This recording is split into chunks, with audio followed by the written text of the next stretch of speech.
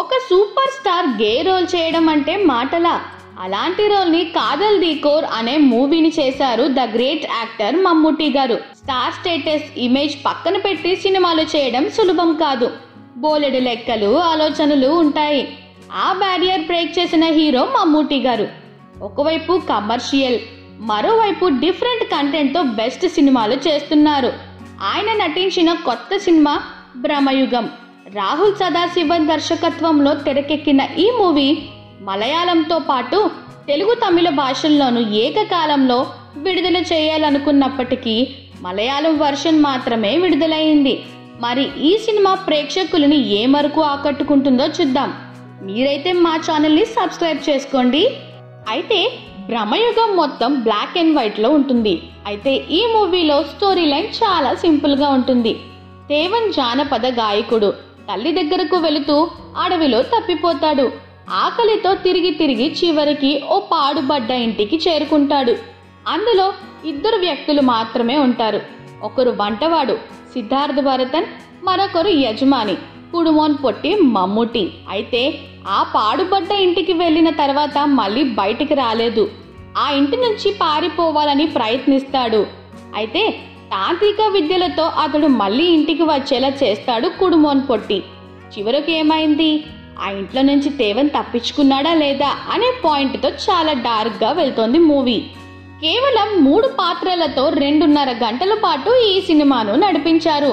అందులోనూ ఈ కాలంలో బ్లాక్ అండ్ వైట్ ఫార్మాట్ లో సినిమా తీయడం అంటే పెద్ద సాహసం చేశారనే చెప్పాలి. ఇక స్టార్ హీరో హోదాను పక్కన పెట్టి ఇలాంటి పాత్రను మమ్ముట్టి చేయడం చూసి ఆడియన్స్ కూడా అవాక్కయ్యారు. సినిమా మొత్తం ఒకటే కాస్ట్యూమ్ లో కనిపించారు Mammootty. Technical brilliance, fantastic performance ఉంటుంది మూవీలో. ఇక పర్ఫార్మెన్స్ విషయానికి వస్తే మమ్ముట్టి గారు ఇందులో నటన విశ్వరూపం చూపించారు. ముఖ్యంగా ఎక్కడా మమ్ముట్టి కనిపించకుండా కేవలం చేసిన పాత్ర మాత్రమే కనిపిస్తుంది. 73 ఏళ్ల వయసులో ఇంత వెరైటీ కాన్సెప్ట్స్ తో ఈ రేంజ్ యాక్టింగ్ తో మమ్ముట్టి గారు కనిపించడం చాలా గ్రేట్. ఈ సినిమా చాలా థ్రిల్ ని ఇస్తుంది, కానీ అంతగా భయపెట్టదు. మరి ఎక్కువగా హారర్ సీన్స్ లేవు. ఒక బ్లాక్ అండ్ వైట్ సినిమాలో ఇన్ని చాలా రకాల వేరియేషన్స్ చూపించొచ్చని చేసి చూపించాడు సినిమాటోగ్రాఫర్ షెహనాజ్ జలాల్. ముఖ్యంగా కలర్ గ్రేడింగ్ టెక్నిక్ తో ఉదయం, మధ్యాహ్నం, సాయంత్రం, రాత్రి సమయాల్లో చూపించిన విధానం చాలా గ్రేట్ అని చెప్పాలి. అందుకోసం సినిమాటోగ్రాఫర్ షెహనాజ్ జలాల్ ను మెచ్చుకొని తీరాలి. క్రిస్టో జేవియర్ పాటల కంటే నేపథ్య సంగీతం అండ్ సౌండ్ డిజైనింగ్ వర్క్ కి చాలా బాగుంటుంది. దర్శకుడు రాహుల్ సదాశివన్ ఎంచుకున్న కథ పాయింట్ గా చెప్పాలంటే చాలా చిన్న పాయింట్. పాడుబడ్డ భవంతి తాంత్రిక విద్యలు నేర్చిన ఓ మాయగాడి నుంచి ఓ యువకుడు ఎలా బయటపడ్డాడు అంతే. ఆ కథలో అతడు అంటరానితనం, కుల వివక్ష వంటి ఆలోచింపజేసే అంశాలను కుదించిన విధానం బాగుంది.